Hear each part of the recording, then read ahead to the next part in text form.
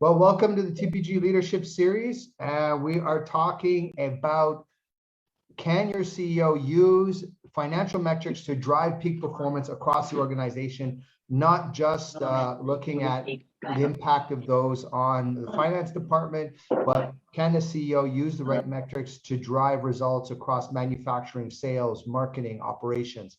And with us today, we have some very special guests. Let me first introduce my co-host, a gentleman who really helps bring us the digital aspect of the business together, looking at digital transformations across the region. He's a man who has had his metal tested in Silicon Valley itself, where he was a .com startup in Silicon Valley, worked for big companies there as well, like Sun Microsystems, and then moved into vice president of IT for Bank of America, where he helped with their digitization program, and then moved back to Jordan, where he became the chief information officer for the Bank of Jordan. And then he started Digital Analytica, a company headquartered in Las Vegas, Nevada, with offices in the Middle East. He is Mr. Nasser Zega, the CEO and founder of Digital Analytica. Please give him a warm welcome, folks. Thank you, Chin. I'm so excited to be on this call today. And thanks for the introduction as well. Next time, let me do the honors and introduce you to the audience. Yeah, maybe one time. But for those of you wondering why I'm here, basically, my father started our company in 1984. We've been placing board members and CEOs for almost 36 years. And we have a real deep passion for a CEO assessment, and what really makes a business great is its people. What are the key psychological markers you want to look at when you're hiring top performers? And luckily, we have a lot of guidance and support from gurus like our special guest that we have with us today, a man who is really a legend within the Middle East. He is a true financial guru, no question about it. He is a bona fide, veritable financial guru. And he is a man that chairmen and boards will grab onto in their darkest hour when they really don't have the answers to the most difficult questions. They bring this gentleman in. He has been voted as a revolutionary CFO of the year. He has been voted as the most admired CFO in the Middle East. He was the chief financial officer for Arab Tech. He was later the chief executive officer for Faki IVF, where he completed one of the largest healthcare transactions at 1.85 billion dirhams. And he's been listed as one of the top 500 most influential Arabs in the world. He was healthcare CEO of the year, just to name a few. Please welcome Mr. Ziad Makazumi. Welcome. Thank you, Shane. Thank you. Thank you for this exaggerated introduction, but it's well appreciated. Thank you. Thank you. Yeah, it's a pleasure to have you with us.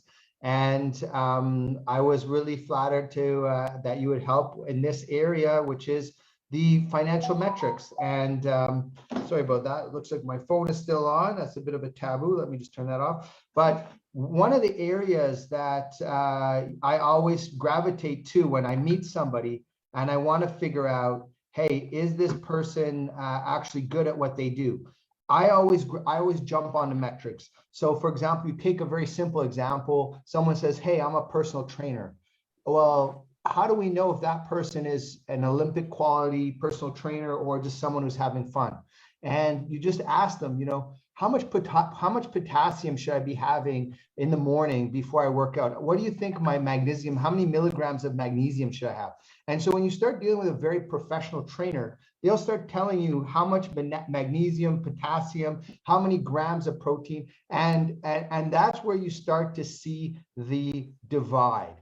And so when we're dealing with our CEOs, I always like to get into the metrics.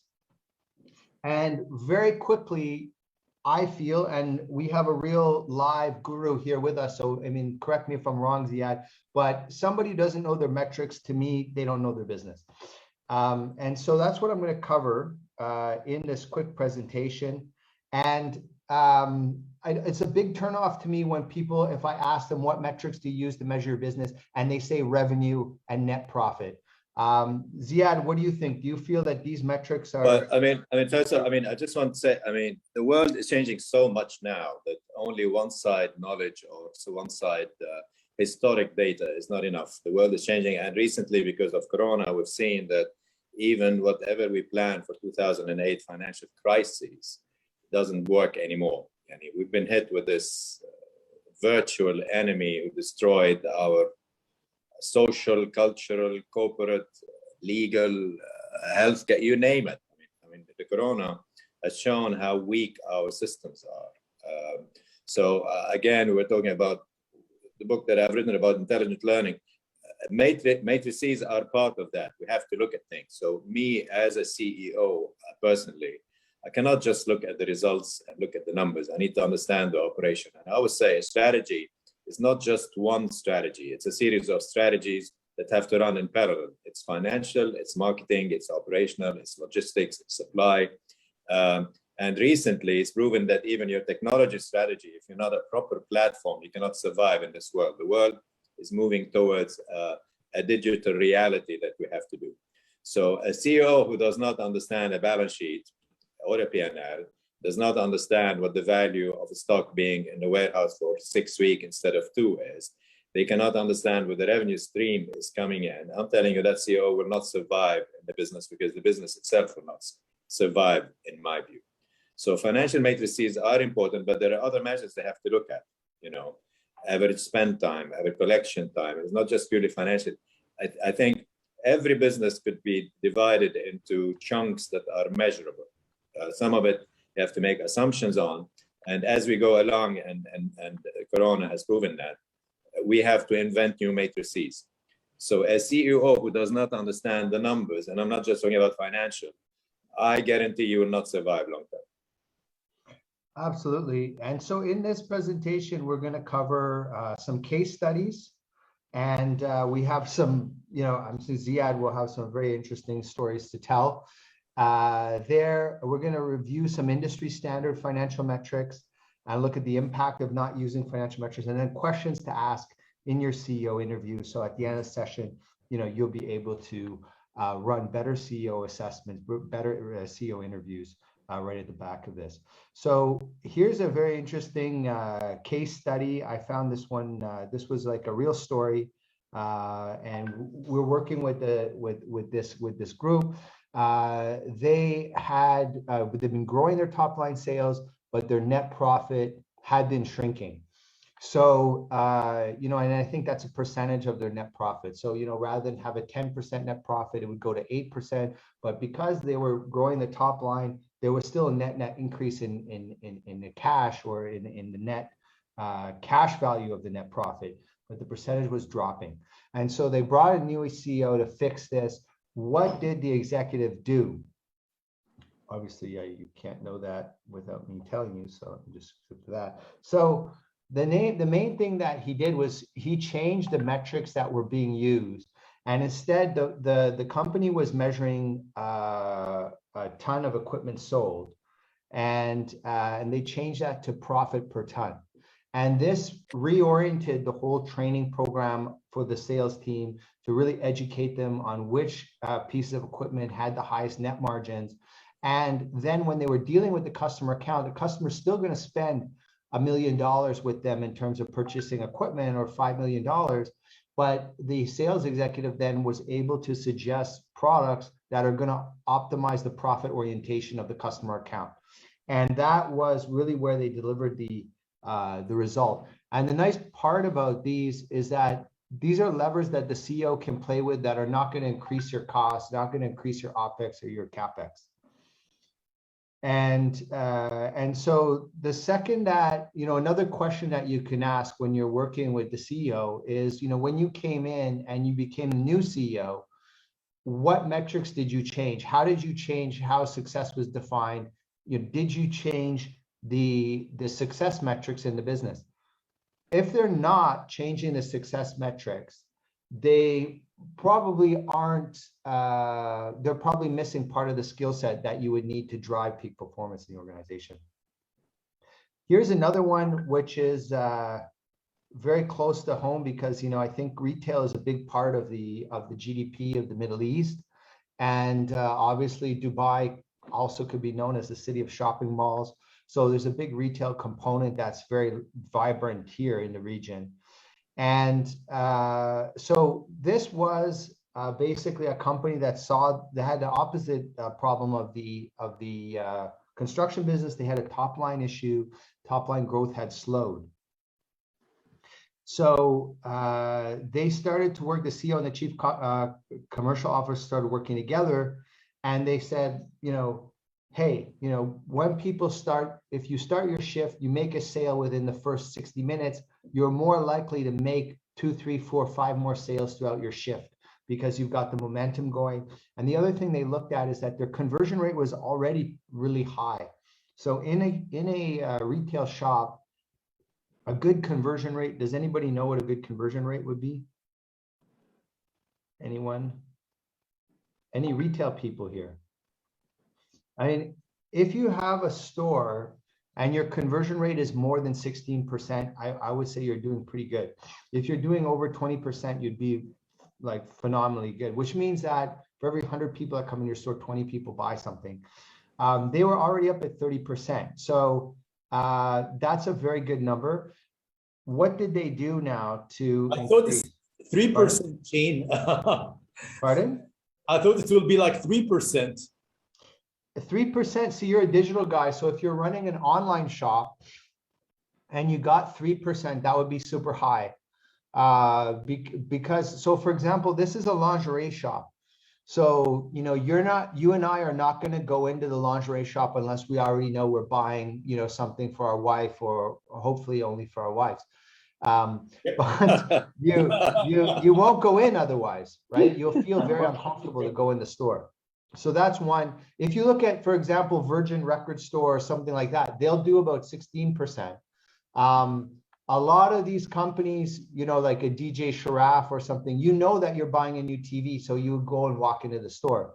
You can have grocery stores which will have a much higher conversion rate because you don't go to the grocery store unless you're buying some food. So it really depends also on the segment. But online, it drops down. If you're doing an online shop and you have a 1% or a 2% conversion rate, that's very high for an online concept. I don't know if there's any online people here who contest what I'm saying, but the interesting, there was a study chain on it, and you're right on the money on it. I wish I had that study with me today. So the study states that 3% of the individuals, they're ready to buy online, when they go online, and they have their mindset is already set to go and purchase something specific. So that's what it is. Right. And this is a really key thing, because so if I'm sitting with somebody who's running an online shop and the guy starts telling me how great they are and how great they're doing, and then I ask him his conversion rate, and the guy says, oh, our conversion rate is 20%. This is a true story. I'm sitting on an airplane, guy's telling me how great he is on online, and he says his online store is doing 20%. Right away, I become extremely suspicious that this guy is not really involved in the business, because that doesn't make sense to have a 20% conversion rate online. And then, you start to ask him a couple more questions, which we'll get into, and you quickly realize that this guy has no clue. He doesn't have P&L responsibility, and he's really kind of has a limited span of control within the business. So this particular brand, they realize that every 1% of your conversion rate for them equals $35 million in sales. And this is a really easy question that you can ask a CEO is, if I increase your conversion rate by 2%, what would the impact be on your top line or your bottom line? 95% of the CEOs that are working within the region who are running retail businesses don't know the answer to that question. And actually, if you walk around the shopping malls, most of the shops don't have the technology in place to count how many people are coming into the store. So they're actually not even monitoring their conversion rate, let alone looking at optimizing it. And so what these individuals really quickly realize is that we want to have a series of freelance salespeople that we can call once if there's a rush, and they would monitor as soon as the conversion rate dropped below 30%, they felt that it meant that there wasn't enough sales staff to help the customers. The customer comes in, I'm looking for a piece of lingerie. I need assistance. I'm not getting assistance. I leave. I'm going to go to La Vie en Rose or wherever whatever the next store is. I'm not a specialist in this area. So the 3% increase in your conversion rate delivered 105 million USD in top line sales. So again, a very real example of how understanding your metrics really is going to drive performance across your organization. I don't know, Ziad, if you're agreeing. Well, I mean, there are two things I'd like to just comment on that. Sometimes most companies, the data that they use to measure the matrix is not correct. In my view, so they need to check that, because either it was prepared by accountants who don't understand the operations, or it's been, as you said, inherited and no one reviewed it in that sense. So there are two things you should look at and so on. Now, to me also, I mean, just take top line, bottom line is not enough, because we used to do marginal costing for incremental sales. So it goes basically, I can sell it at lower price because my overheads are already charged to my full production per year. So I can go in and give a bigger discount and can make more incentives. So suppose I produce 100 units a year, overhead is 20%. If I produce 120, my overhead is not 20% anymore. So for example, if you look at the pharmaceuticals, when they don't give you discount, they give you credit. And the end user believes that's a good deal. So I would say for every 10 boxes of masks, I'll give you another 1 box. And you think you're getting 10% discount. No, you're not, because the extra 10% does not have you're not depreciating completely, because basically their margin for them is substantially less. So if you work it out, probably it's about 5.5 or 6%, depending on the company that we're talking about. So any CEO should understand these things and go for them. When we did the IVF business, Shane, I had 2 things I used to do. On conversion, I used to sit down with the staff, doctors, nurses, front desk, receptionists, managers, whatever it is. And we used to go through technically every Thursday afternoon to see who came in, why did not make a decision, which doctor did they see, and we went further. So for example, if a Middle Eastern woman does not want to see a foreign doctor, then we'd find her a Middle Eastern doctor who's a woman, for example. If they could not communicate very well, then we eventually had people who, with like 17 languages we can provide at the reception so we can explain things. And when we looked at the process, which to a lot of people is very simple, to me, it's basically matrices and measuring an engineering process, because medicine is really an engineering process. This is why we didn't go in hospitals. They did later, which I think is not a wise decision, because hospitals have higher overheads and higher liability, whereas a day surgery, they go in and out, so you can utilize your overhead substantially higher. So when we looked, for example, at, in the case, I'm just giving you the example of IVF, of egg retrieval, where you try to retrieve eggs from a woman to create an embryo. They used to come in anytime between 9 and 11. So we stopped that. We let them come in between 7 and 8:30, because the operating theater would be free later to perform proper procedures that you can charge the client more.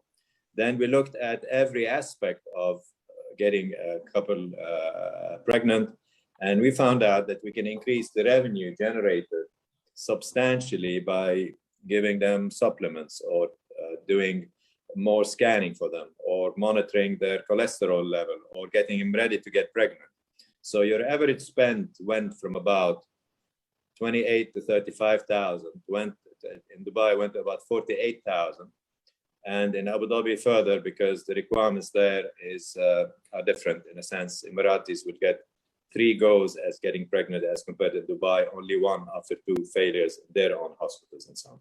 So we dug deeper into matrices, and this is how we pushed the numbers. When I took over, they were doing about 14 million turnover. The first year we went up to 163 million turnover, because we opened Abu Dhabi and Al Ain, and we introduced all these measurements and matrices, very focused marketing and follow-up approach. And the year after, almost 250 million with a very good margin. So what we're saying is not just this is how we measure things. No, you should question how you are measuring things, because you could be missing lots of other value items that you did not include in your matrix. Right, outside of the financial metrics, absolutely. So I guess you're driving a point even further, that you really need to be in the minutia of the details and have a bespoke set of metrics that you're using. Absolutely. And again, for example, I mean, if certain things, if people want extra assurances and so on, and you tell them, look, if you're really worried about your pregnancy, you don't have to do a scan every 2 months. You can have it every 2 months, and I'll give you 50% discount, for example. You know, so they will do that. I mean, of course, the other thing that we've done is we renegotiated the margins or the compensation or the premium for items or procedures covered by insurance companies, because we looked at that. So, for example, in the case of the IVF, they used to look at an embryo selection process, which at its peak used to cost like 8,000 dirhams, as only a blood test. Therefore, they should only reimburse you for 300 dirhams. But it's not, because, you know, the equipment you invest is like $1.5 million just to look at the right embryo and selection and stuff. So it goes beyond. Now, when we looked at the business also, when you want to look at the performance of the business, of course, in our case, there was a lot of insurance payments that were rejected. So the biggest theme that I had was the pre-audit for the insurance claims and post-audit for the insurance claims. And that dropped the rejection rate from about 37% to just under 3%. Now, when you're doing like 20 million a month, you can imagine how that will affect your balance sheet and your cash flow and your P&L. So it's not just looking at one number. You have to look at the whole thing and just dissect it, in my view. So Ziad's really displaying the kind of behavior that you want in a CEO interview. So you can see how he's actually pulling us through the material. And you ask a simple question, you know, are financial metrics important? And then, you know, he says, yeah, financial metrics are important, but business metrics are important. And and he starts giving you examples about going into the detail of the languages at the front desk, the time that people come in for procedures, how he's managing his insurers.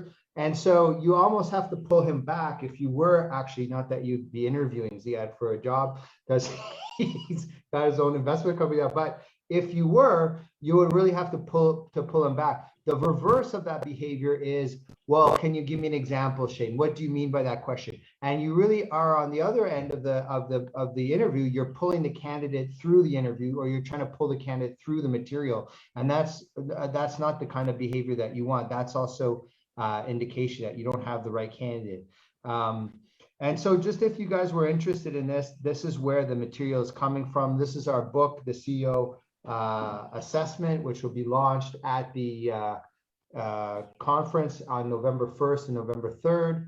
And you can see that it's actually ranked as one of the #1 Google searches, organic searches on Google, if you Google CEO assessment selection. Which was an interesting result. So if you wanted to get that, you can just let us know, and we'll give you free shipping if you buy directly from us. Of course, if you're more comfortable, you can buy it from Amazon. But all the questions that we're going to be asking or covering is covered here. And the only other person who's competing for us in this space for the top ranking is Harvard Business Review. So it was an interesting result. But let's move on to the financial metrics. Please do contact me if you want a copy of the book. So what kind of financial metrics should we be looking at? And so in my business, if you want to know if someone's running a search firm, they really should know what's the average revenue per biller. They should know what the average cost per full-time employee is. They should know what the revenue per staff per office. I don't know what you think about the hospital one, Ziad. I always feel. I mean, what I've done, Shane. I mean, what I've done two things. I mean, I had not just a P&L, but also a balance sheet for every doctor, because again, there's the cost involved, there's liability, there is performance, there is range of clients, there is reputation, there's branding. You know, we looked at that. So I had a P&L and a balance sheet, but mainly P&L, but technically a balance sheet also. That we used, and we also use that to put an incentive package for them further. And it's not a matter, you do 20 patients an hour and you get no. It's just, we had an incentive for the ones who can ensure. Hello? Sorry, I heard some. Can you still hear me? Yeah, I think you're fine. Yeah. So what we've done is some of the people who can add value and improve the business, as in train and supervise and ensure higher quality of performance. I used to give them an incentive to overlook others and ensure that everything is done to their standards. And to increase the performance of some of them, for example, the high performers, we dedicated a whole operating theater for them because the patients are in and out like almost 16 hours a day in that sense. Their consultation rooms, for example, I've added 3 for each of the seniors so they can see in 1 hour 3 patients without waiting for them to go in and out. And I had a scriber next to them to take the notes, the medical notes, instead of them dictating of what is happening. So you can see how we improve the process to ensure that 1 hour, the revenue goes from, let's say, barely a consultation, possibly to 2 consultations and maybe a procedure. Because a procedure is like 18,000 dirhams, a consultation is 400 dirhams. These are the kind of things you need to look at. But at the same time, ensuring that there is no compromise on quality. So, yeah, and so when I interview a lot of the hospital CEOs and I ask them, what's your revenue per doctor? A lot of them don't know that number. Don't you think at the end of the day, that's what the hospital's selling? You're selling your doctor. Absolutely. I mean, if you look at any other business, if you're manufacturing, you will look at your revenue per asset, and your assets are your doctors. Of course, your nurses and support and so on, but your doctors are the frontline income generator asset. You have to maximize that. You have to promote them.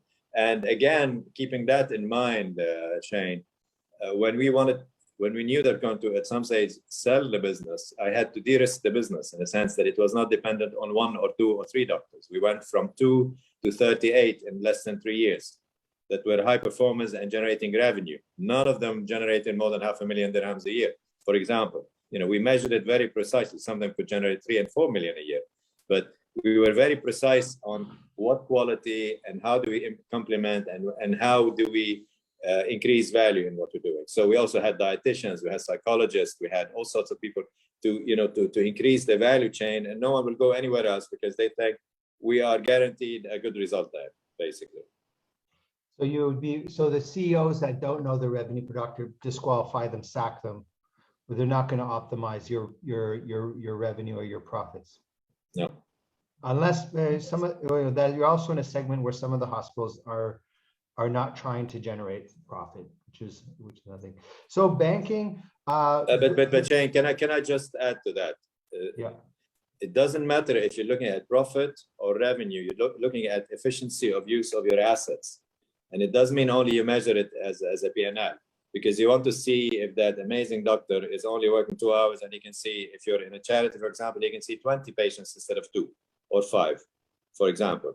And I'll give you one specific example, and I won't mention the clinic that was one of our main competitors. The doctors only worked from 9 till 5 days a week. And my comment was, women don't get pregnant only between 9 and 5 days a week. You have to see them on Saturdays and Sunday, maybe not Sunday, but you have to be open, and you have to be, because if they're working, they cannot come to see you during that. So you're losing on that patient because they go somewhere else. But these are the kind of things that are not purely financial, they're operational, they're logical, they're strategic. Lost opportunities, in other words.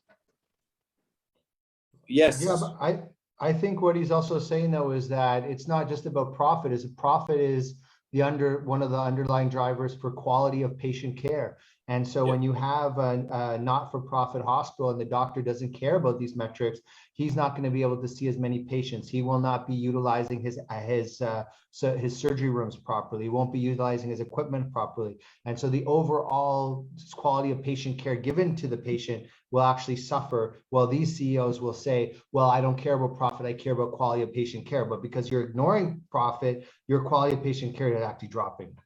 I think that's the point he's making.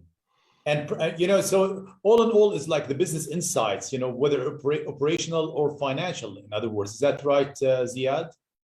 Well, I mean, you can't just look at one strategy. I mean, all the strategies have to run in parallel, in my view, in a complementary way, not sequentially. So your business strategy, your marketing strategy, your branding strategy, your IT strategy, your financial strategy, everything has to click. I mean, of course, HR strategy, because most businesses, the most important thing are the people and so on. Absolutely. So it has to be, it's not just one. And usually, historically, CEOs come from a specific background. Unfortunately, most of them in the Middle East come from a sales type thing.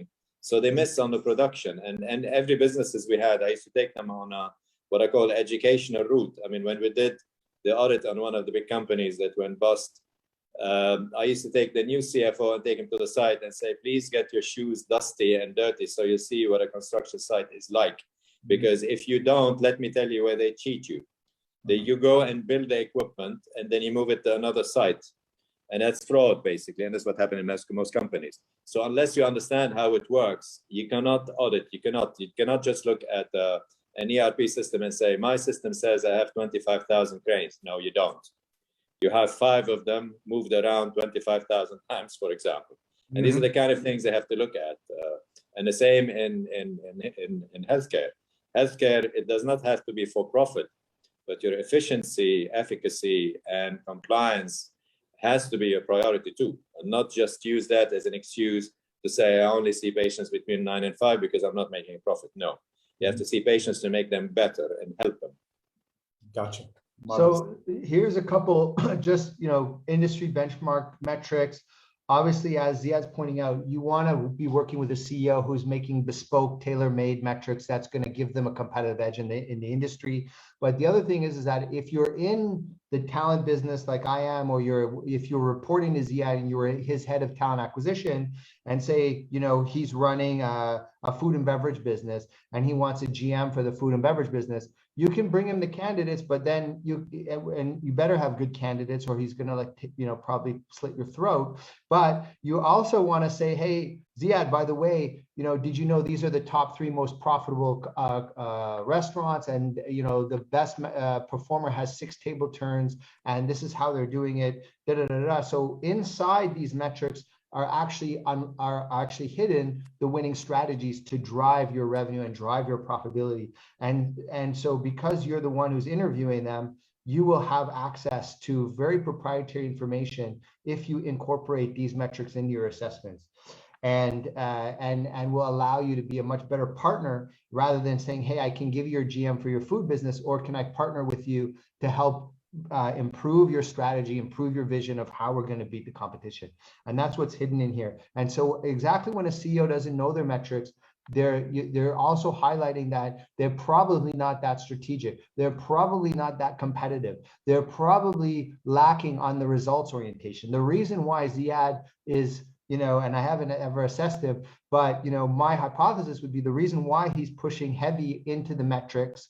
And for him, he clearly said these are not even enough metrics for him. You have to have, outside of finance, because he has a high results orientation. He doesn't want to run an IVF clinic. He wants to run an IVF clinic that's generating more revenue, more net profit, delivers, better quality patient care, that sees more patients than any other clinic that's in a comparable size or benchmark. And that's also what's being highlighted by a very simple question. What are the financial metrics you're looking at? We're understanding the strategic orientation of the candidate, the results orientation of the candidate, and their management skills. So a lot of interesting things just come from very simple questions. So somebody who is not able to answer these questions, they have a myriad of other issues, and a big one is not understanding the value of your cash flow.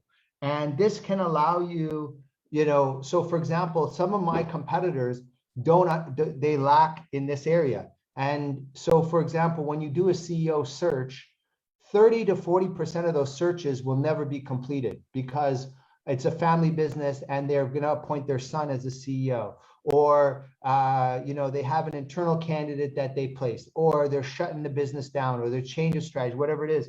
So if you factor in the fact that 40% of your assignments never pay the final fee, what's the actual net present value of the cash flow of your contract? If it's $100,000, it's not $100,000. It's because you have a 40% chance that 40% of that could go up in smoke. So when you're discounting or when you're pricing your product or service, if you don't understand your net present cash flow, someone else who has a better grip of it will get a competitive advantage on you on the pricing, and will knock you out. And this is just one example. I don't know, what do you think of the ills, Ziad, of not being on top of this aspect? Well, I mean, you cannot lead and you cannot succeed, and the world is becoming more difficult. I mean, every time you get a new black swan hitting us, if it's in the market or in the world or in the economy or in the system. So you can't just say, but I'm an expert on this. No, you have to be, if you're going to run an organization, you have to understand every aspect. You don't have to be an expert at it, but you should be able to get the answers that you need, and you should be able to judge that the answers and the data that you're given basically is correct. And if you cannot do that, you should not be leading anymore. I mean, the 60s and the 70s were great for music, but the business has changed. You know, we did not have businesses worth billions and trillions. I mean, we have now businesses bigger than the GDP on most middle-sized countries. So you can't just say, but I didn't know. No, you have to know. And it's not enough just to bark orders and threaten to fire people. I mean, call management by screaming and shouting and threatening doesn't work anymore. So you need to have the facts. We have to look at the facts, and they have to be unbiased, verifiable facts by everybody. Otherwise, how can we run them down and explain to the middle managers, this is what we expect from you, if they don't understand what you're talking about, if they don't agree with the way you measure things. So I think this alignment is also very important on factual findings and measurable outcomes. It has to be the case. So what you're saying, absolutely correct, but you know, we need to go down. And this is why when I go into businesses, Shane, I do what I call the Google Earth approach, where I can look at the whole planet Earth and I go down to a ground level. I can tell you who's standing at the window. And if you understand that as a leader, then you can run any business. And this is how I succeeded in sectors that, in principle, I had no clue about. To me, it was just a process and measurement of matrices, basically. So yeah, it's interesting that you mentioned about the GDP, because I think Apple moved their current account to Ireland, and it created a 25% increase in the IMF calculated that it was responsible for 25% of the increase in GDP of Ireland. They moved their account. So these are crazy times. So which customer account has the highest cost associated with it? Well, a lot of times the CEO can't answer that. They're not really managing their metrics, and make sure that they put the opportunity cost in, because you have a diva client, you have to have your chairman or chairperson, chairwoman, the CEO, the CFO, the chief commercial officer has to go visit them. There's huge costs in the thousands and thousands of dollars associated that rank up. Hopefully it doesn't break into the millions, but it definitely can. And so I want to know, when have you rationalized your client portfolio based on profitability? And a very easy question is just, what's your most profitable SKU? What's your most profitable product or service? And you notice that Ziad was highlighting that. It's like, one of the things that he had to do was to make sure that the surgery rooms are open for the most profitable procedures at the time when people are most likely to have those profitable procedures. You don't want to be having an unprofitable procedure. And so, of course, he would fall, right into this. It's not pre-planned, but, he's volunteering this information. And that's, again, what you want to see in your interview. If you're wrestling it out of the CEO, if you're like, no, but what was the most profitable? Can you give me, this is what I mean. And you're really pushing it, you're re-explaining it, and you're re-asking the question, it's because they don't have what it takes. They don't know the answer. This is a very interesting question here, for me anyway. How much revenue do you need to take 1% of the market share? The second he doesn't know the answer to that, or she doesn't know the answer to that, that they haven't calculated what the total market share dollar value of the market is. And then it brings into question, again, your vision skills, your strategic skills, because you're saying, I'm going to increase revenue by 10%. Well, does that mean you need to take 20% of the market or 0.5% of the market? And that would also have a big impact, and it would also dictate what your go-to-market strategy is. How are you going to execute on that goal to increase your revenue by X amount? And if the CEO doesn't know the answer to this, very quickly you get into it, you ask 3 or 4 questions, and you have a very good idea of whether this person has a grip on their business or not. And you notice that I never ask questions like, tell me about yourself, or, give me a little rundown on your experience. I do not waste time with that. Do not ask those questions. You want to ask what we call separator questions. So, hey, I'm sitting on a plane, I'm sitting on a train, I'm sitting on a bus, I'm sitting wherever, and the guy's just sitting beside me having a coffee. And it would sound like a very innocent question, but it's not, because I'm sizing the guy up right away. So I'm just going to say, oh, you're in the laptop business. Oh, if how much revenue is 1% of that market, or what's the size of your market share? And you can't answer it. The guy doesn't know what's going on. I don't know if you agree or disagree with that, Ziad, but. No, agreed. I mean, you have to understand your competitive landscape, because if you don't understand it, you're living in vacuum, and you might waste resources and efforts and money and capital, especially in startups, that you're barking up the wrong tree and you have no clue what is happening. I mean, your head is so buried in the sand, you don't see the real world, and you can't do that. It's other people's money. And I always say, if it's my money, I can do what the hell I want. If it's other people's money, I have to be held accountable. And you have to be held accountable. This is why when we talk about the financial crises, where government poured in hundreds of billions in dollars in the banking system, and when I see a bank not making money and the CEO is getting a bonus of 30 million, I say, go and shoot them. Not allowed. Should not be the case. So they have to understand the competitive landscape. They have to. But if they add value, you have to compensate them very well, but not more than the shareholders, in my view.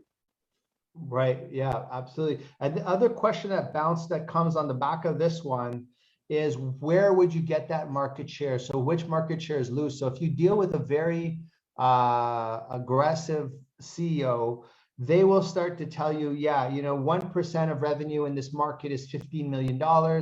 And, the CEO of XYZ company was just terminated, and their customer service has gone down, and the tender for their biggest client is up next month.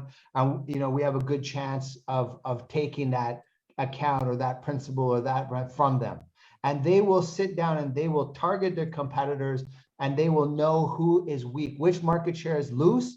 And then you have your regular growth. So the market's growing at 5%, and there's probably another 10 or 15%, where you have client attrition.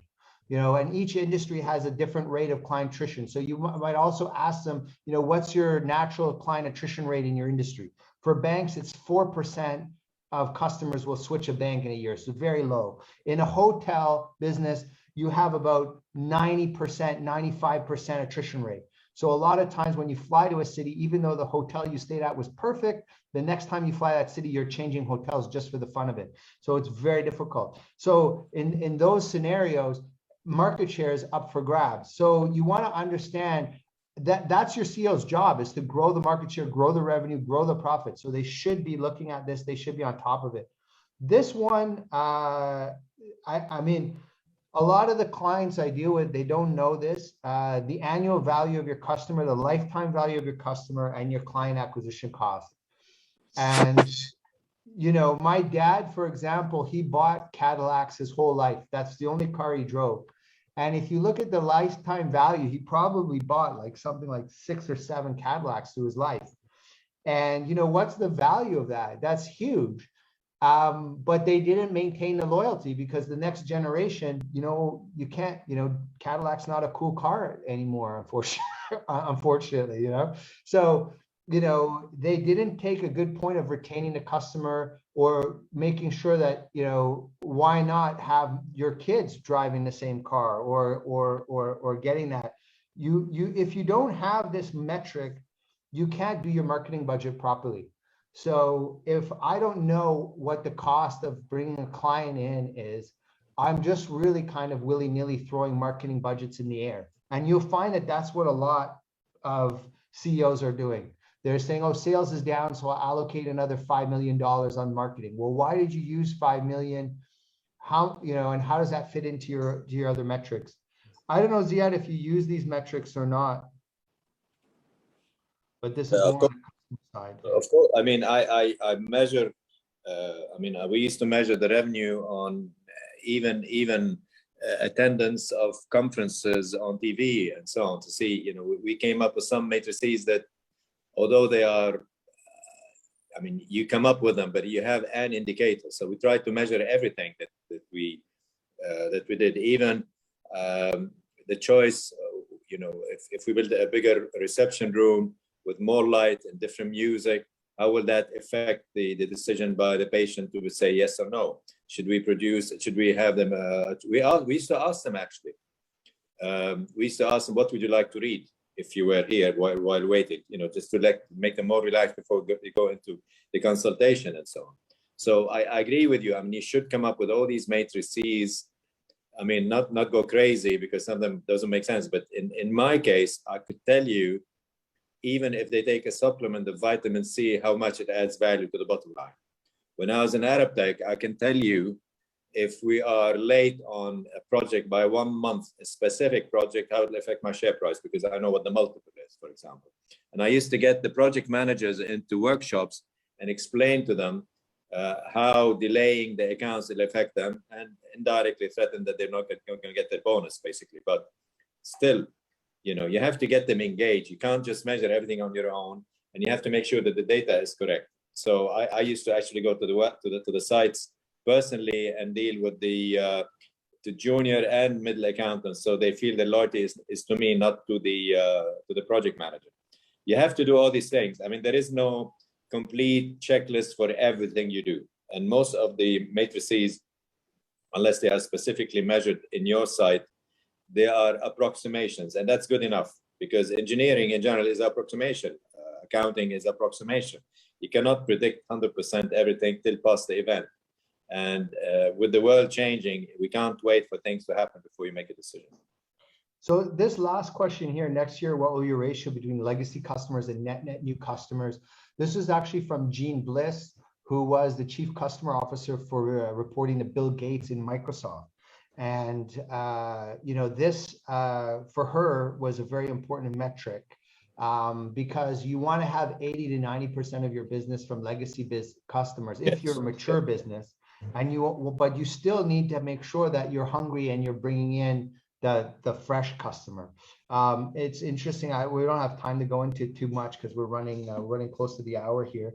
But this is, again, a very simple question. When you took over as CEO, how did you change the success metrics? The second you're dealing with a CEO who didn't touch them and just used like as Ziad was pointing out, we often inherit a legacy set of controls, a legacy set of reports, a legacy set of success metrics, and you run with those. You're not really trying to optimize the business. And then also, as Ziad said, you know, you can't have all of them, but I don't really care. It's not necessarily the ones that I mentioned that are important. I would also just ask them, you know, what are the success metrics you're working on? Now, watch out, because the CEO is not going to say, oh, by the way, I don't use success metrics. I don't believe in them. They'll never say that, because they know that's going to result in a negative result. So they will say, oh yeah, you know, I look at average, you know, we're talking to a hotelier, and I say, well, how do you manage the cost? What metrics do you look at the cost? And he says, oh, I look at, you know, cost per room or whatever it is. They say, okay, over the last 5 years, what has your result been on that metric? What have you done to reduce it? And what is your prediction for that metric for next year? So I don't care what metrics you're using, just as long as you're using whatever metrics you want to use, that's fine, use those. But I want to know, then I'm going to ask you to tell me the numbers. And if the guy's making it up or the lady's making it up, they're going to stutter and they're going to start to think, because they're going to know they can't just throw a number on the table, because if it doesn't make sense. And especially, you never want to look at metrics in isolation. I want to look at the 5-year trend. And as a CEO, you know, I want to see your ability to improve those metrics over the 5 years. And more importantly, I want to see that you've been creating and implementing and executing strategies and tactics to influence those metrics. So, you know, you have a lot of people, for example, of hotels in Mecca right now. Mecca, obviously with COVID, had a very serious impact. You know, what are you now going to do to to increase the revenue and the profit orientation in your hotels in Mecca. Well, at least you have a strategy. Obviously, you're not going to have great metrics. Everybody got hit, but at least you have a plan. What is it? And what are the metrics you want to be looking at? And very quickly, you start to realize that even the metrics that a lot of these guys are using are leaving out. They're using RevPAR instead of TrevPAR. And you're not including conferences, for example. You're not including various other elements that you can use to optimize the revenue aspect of the business. And so again, back to Ziad's point is, it's not about the metrics that I showed. It's really understanding that the CEO has made tailor-made bespoke metrics that they feel are important, because you're never going to be a better expert on someone's business than they are. You have someone who's been in the automotive business for 30 years. You're not going to come as an executive search consultant and know the automotive business better than them. So they probably have better metrics. They're going to say, no, when I'm optimizing business, these are the metrics I use. Okay, great. Give me the rundown over the last 5 years and what your prediction for the next 2 years will be on those. And then you'll watch them drop the ball. So even if they know the questions you're going to ask before the interview, they will still drop the ball on these pieces, because it won't fit together. Then you ask them, and the guy says, yeah. I said, okay, show me your dashboard. Show me the management dashboard. I want to see it. And if you're dealing with someone like Ziad, he'll be like, yeah, let me show you. Boom. He'll be excited because he's created it and it's successful and it's exciting and they're passionate about it. And someone who doesn't say, oh, no, I can't show you that, blah, blah, blah, and they start making all kinds of excuses. So that's how I feel about it anyway. And this is really how we would, this would be a big part of, our assessment when we're looking at it. So yeah, I don't know if you have anything to say on those points. No, this is absolutely. I mean, again, when you're interviewing somebody for a senior leadership position, it's not just what I call the bookkeeping knowledge that they have. It's the attitude, it's the vision, it's the challenge, it's the passion, it's everything together. This is when I interview people for positions. I look not just for the CV. I can challenge, they can convince me, we can say it's okay, we can teach you, but it's the ability to learn and having a vision, open-mindedness, and a strategy for that position. Because if they don't have a strategy and just going in to become administrators, they should not be leading, in my view. Yeah. And this first question is interesting as well. How do you define success? And if you just took a food and beverage business, if they had just defined success as, 100% repeat business, we'll define success that every person who comes to our restaurant comes back again. They would be they would be super successful. Just think the last time you were at a restaurant and the person invited you to come back. Phil, thanks for coming. When are you coming? Did you know next Friday we have, it's 50% off our steak night? Did you want me to make a booking for you and your wife for Friday night?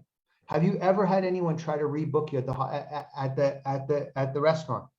What would the increase in that small, just changing the way you define success and that one behavior, what would the change be in your revenue? Massive. So these are the key takeaways when you're running your CEO assessment. And again, as Ziad pointed out, this is a small piece of a much larger puzzle, because when you look at finance, it's not just metrics. You have P&L management, you have balance sheet management, you have M&A, you have inorganic strategy, you have corporate finance. So there's a big skill set there. But this is just looking at the metrics. But when you look at that, it's change your metrics and change your performance. Right away, they started this thing in the US where they're putting the calories on all the menus. And it's the worst thing ever, because you can't enjoy your junk food anymore, because you go into the burger place and it's like, oh, this burger is 2,000 calories. And you're going, whoa, I'm not eating that. And so immediately it changes my behavior because the metrics changed. And there was a country, I'm not going to mention who it is, but you guys would figure it out pretty quick, where the person in charge of that country wanted to change the way the customs people acted. And so they took a camera and they said, this camera goes directly to the house of the person in charge, and they want you to greet everybody, very well into the country. And immediately, what happened? All the customs people had smiles on their faces, and they became one of the #1 custom people in the world. Change the metrics, change the performance. And so that's why, if you see CEOs who aren't changing metrics, you're probably not that interested in changing performance. and again, as I said, you know your metrics, know your business. So those are the main takeaways.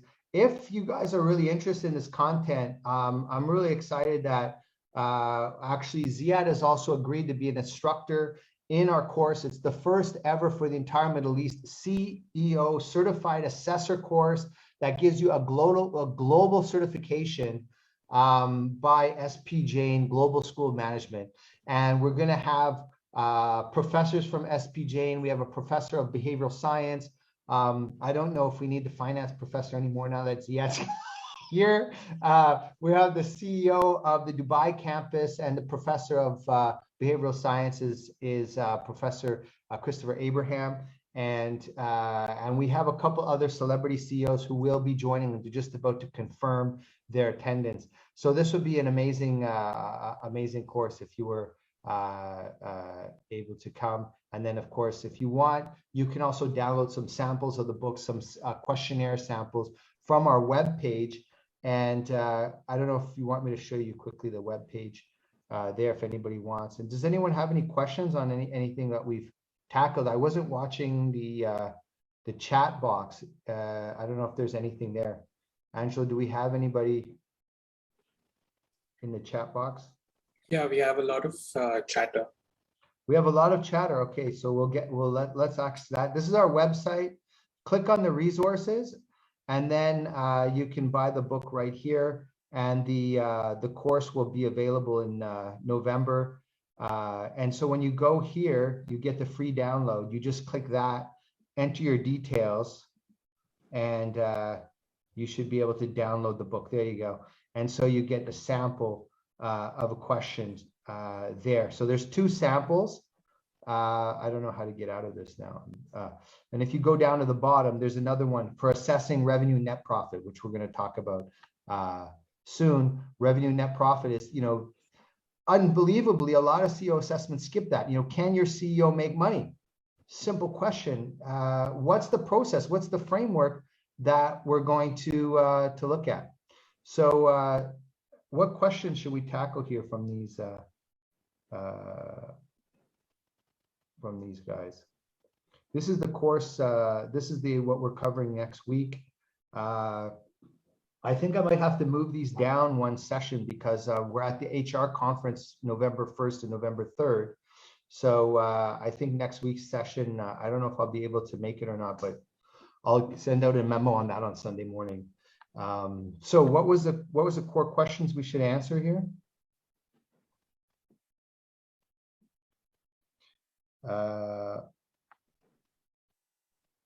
Anybody? No.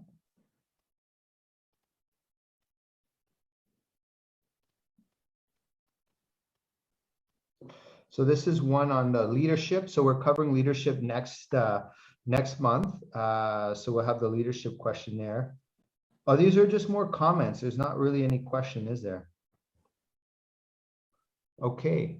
They're more suggestions. That's what they are, I would say. And if someone has a question, just raise your hand and we can answer it there. Otherwise, we're going to close out because we're coming up on the hour. Ziad, I want to thank you so much. That was totally awesome listening to you. And I could see, my wife and I own a healthcare clinic, and I was thinking, like, if we had Ziad around, we'd probably make more money. But it was really interesting how you tied to, it's not just about making more money. It's just that when you're looking at driving those efficiency, it's actually the patient who wins, because the patient's getting a better quality of care. They're getting faster level of service, and they're getting access to more resources. And so I really thought that was actually interesting, because I thought you were going to let the not-for-profit hospitals off the hook, and you weren't. You're like, no, this is hurting them on the quality of patient care side. And it's such a great point. It's such an excellent point, and I just always love chatting to you. And luckily, you didn't say anything that was going to get me deported, which is always, so maybe we could do that next time. But thank you so much for joining us. Thank you. I think it was a great session, Shane and Ziad. I think it was really great. Again, very insightful. I've learned a lot out of it. That's why I was a bit quiet. and I think there's a lot of value to take home with it. So again, thanks a lot for this session. Thank you.